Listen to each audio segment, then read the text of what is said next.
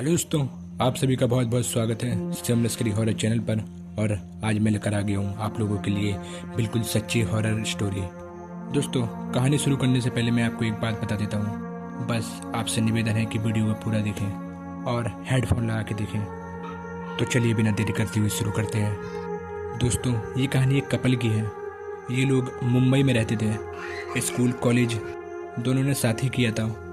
दोनों ने ज़्यादातर टाइम साथ ही बिताया था और उन दोनों को एक दूसरे से बहुत ज़्यादा प्यार हो गया था। अब इनको काफ़ी साल हो गए थे। इन्होंने अपने घर पे भी बात की, लेकिन इनके घर वाले मान नहीं रहे थे क्योंकि इनकी कास्ट अलग थी। लेकिन एक समय ऐसा आया कि उनके घर वाले भी मान गए और इन दोनों की शादी भी हो जाती है। शादी होने के बस 2 महीने बाद, दोस्तों मैं नाम बताना भूल गया, लड़की का नाम था जूली और बिपिन।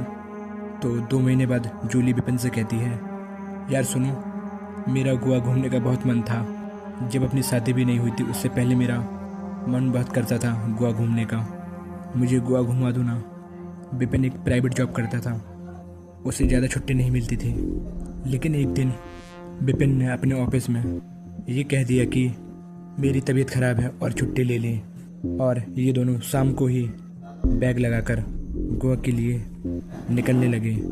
बस में इन्होंने देखा कि काफ़ी लोग बैठे हुए हैं और वो सारे गोवा जा रहे हैं, क्योंकि ये बस मुंबई से गोवा ही जाती है, बीच में कहीं नहीं रुकती। तो इन लोगों को पीछे वाली सीट मिली। खिड़की तरफ जूली बैठी और खिड़की के बगल में बिपिन बैठा। 2 घंटे चलने के बाद अब रात के 10 बज चुके थे और काफ़ी लोग बस में सो भी गए थे कि अचानक से कंडक्टर की आवाज़ आती है कि उठो उठो, ढाबा आ गया है, किसी को कुछ खाना पीना है तो खा लो। सब लोगों की आँख खुलती है और धीरे धीरे सब लोग उतरने लगते हैं। जूली और बिपिन भी उतर जाती है बस से। 1 घंटा बस रुकने के बाद सब लोगों ने खा पी लिया। अब कंडक्टर कहने लगता है चलो, कि इतने में ही जूली को बहुत तेज वॉशरूम आती है। बिपिन कहता है कि जाओ अंदर जाके कर लो। जूली अंदर गई और देखी कि बहुत ज़्यादा गंदी है वॉशरूम। उसने बोला मुझे यहाँ नहीं करनी। तो इस बात पे बिपिन ने बोला कि आओ बाहर किसी पेड़ के नीचे कर लो। जूली बाहर आई और किसी पेड़ के नीचे हल्का हो गई और फिर दोनों बस में चढ़ गए। बस स्टार्ट हो गई और चलने लगी। अब रात के 12 बज चुके थे और सुनसान वीरान जंगल में बस अकेली चल रही थी। अभी बस आधा घंटा ही बीता था कि अचानक जूली को खिड़की से बाहर दिखाई देती है एक लड़की जो बस की बराबर से स्पीड से भाग रही है। जूली ने देखा और घबरा गई और उसने बिपिन को उठाया कि सुनो सुनो जल्दी देखो, बाहर एक लड़की दौड़ रही है बराबर की स्पीड पे। बिपिन सो रहा था और अचानक से उठता है और देखता है खिड़की पे कि कोई भी नहीं है। बिपिन जूली से कहता है क्या यार, तुम्हारे मन का वहम होगा, तुम सो जाओ। और बिपिन इतना बोल के फिर से सो जाता है। अभी बस 10-15 मिनट बीते ही थे कि अचानक फिर से वो लड़की उसको दिखाई दी, बस की बराबर स्पीड में भागते हुए। उसने फिर बिपिन को उठाया कि देखो देखो वो दौड़ रही है। बिपिन अपनी नींद से उठता है, देखता है फिर से कि फिर से कोई नहीं है। इस बार वो जूली को गुस्सा करने लगता है कि क्यों मुझे सोने नहीं देती, कोई तो नहीं है बाहर। और हाँ, अगर तुमने मान लो किसी को देखा हो तो ये गोवा वाला रोड है, यहाँ खुली कार होगी तो कोई लड़की निकल गई होगी। बिपिन इतना बोल के फिर सो गया। अभी 15 मिनट बीते ही थे कि फिर से अचानक जूली को वो लड़की दिखाई दी और फिर इसने चीख मार दी। और हैरानी की बात तो ये है, इसकी चीख मारने पर कोई भी बस वाला नहीं उठा, बस बिपिन उठा। जैसे ही बिपिन उठा उसने पूछा क्या हुआ, क्यों चीखी तुम। जूली ने इस बात पे कहा कि देखो वो दौड़ रही है, मुझे दिखाई दे रही है। बिपिन बोला कहाँ कहाँ, मुझे नहीं दिखाई दे रही। बिपिन जूली का हाथ पकड़ के आगे वाली सीट पे ले जाता है कंडक्टर के पास। बिपिन ने बोला हम लोग यहाँ बैठते हैं। बिपिन और जूली ने पूरी बात कंडक्टर को बता दी। तो कंडक्टर ने इस बात को कहा कि अरे तुम्हारा कोई वहम होगा, कि अचानक से बस के सामने एक बूढ़ी औरत आ जाती है। इस बार कंडक्टर, ड्राइवर, जूली और बिपिन को दिखाई दी। बाकी लोग सोते रहे। बस के ड्राइवर ने ये देखा और तुरंत गाड़ी रोक दी।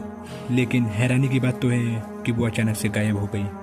इस बात पे बस वाला और कंडक्टर, बिपिन और जूली बहुत ज़्यादा घबरा गए। फिर कंडक्टर बोला बस ड्राइवर से बस भगाओ। बस अब 100-110 की स्पीड पे भाग रही थी। बस 2-3 किलोमीटर चली ही होगी कि अचानक वो बूढ़ी औरत फिर से उन्हें दिखाई दी। इस बार ड्राइवर ने बस नहीं रोकी और इसको पर आर पार कर दी, जैसे मानो वो बूढ़ी औरत हवा की बनी हो। वो चारों लोग बहुत ज़्यादा घबरा गए थे। अब रात के 3 बज चुके थे। 1 घंटे बाद गोवा बस पहुंचने ही वाले थे। अब उनको वो बूढ़ी औरत नहीं दिखाई देती है। अब ये लोग अपने टाइम पे गोवा पहुंच जाते हैं। सुबह के 4 बज चुके थे, लेकिन कंडक्टर ने कहा कि तुम लोगों ने ज़रूर कोई गलती की होगी, तभी ऐसा हुआ तुम्हारे साथ। आप लोगों के अलावा भी और भी तो लोग बैठे थे, उनके साथ क्यों नहीं हुआ? शायद ढाबा में बस रुकी थी, शायद तुमने वहीं गलती की होगी। तो इस बात पे जूली बोलती है, हाँ मैंने एक पेड़ के नीचे वॉशरूम किया था। तो कंडक्टर बोलता है कि ऐसे कहीं पे वॉशरूम नहीं करना चाहिए। तुम पहले अपनी जर्नी शुरू करने से पहले कोई मंदिर हुआ हो, वहाँ भगवान जी का दर्शन कराओ और अपनी गलती का एहसास मानो। तो जूली और विपिन ने ऐसा ही किया। गोवा में मंदिर नहीं होते, चर्च होते हैं। तो ये दोनों पहले चर्च गए, वहाँ पे भगवान के दर्शन किए और बोले जो भी हमसे गलती हुई है हमें माफ़ करना। और फिर इन्होंने अपनी जर्नी शुरू की। 2 दिन बाद ये लोग अपने घर आए और अपने माता पिता, मम्मी पापा सबको बताया कि हमारे साथ ऐसा ऐसा हुआ। उनके मम्मी पापा ने बोला कि तुम लोगों ने बिल्कुल सही किया कि पहले मंदिर हुआ लिए, अब आगे से ध्यान रखना। लेकिन जूली इस बात से इतनी ज़्यादा डर गई थी कि वो दोबारा कभी गोवा नहीं गई। हमारी लाइफ के कुछ ऐसे यादगार पल रह जाते हैं जो हमारे दिमाग से कभी नहीं जाते। ऐसे ही जूली के मन में ये बैठ गया था कि अब मैं दोबारा कभी गोवा नहीं जाऊंगी। तो दोस्तों बस आज के लिए इतना ही। आशा करता हूँ आपको ये मेरी वीडियो पसंद आई होगी। और दोस्तों पसंद आई है तो प्लीज़ एक लाइक कर दीजिए। और आप लोग मेरे चैनल पे अगर नए हो तो चैनल को सब्सक्राइब कर दीजिए। और ध्यान रहे सब्सक्राइब करते समय बेल आइकन ऑल पे कर दीजिए। इससे क्या होता है कि जैसे ही मैं कोई न्यू वीडियो बनाऊंगा तो दोस्तों सबसे पहले आपके पास पहुँचेगी। तो दोस्तों बस मिलते हैं आपको ऐसे ही अगली वीडियो में, तब तक के लिए बाय।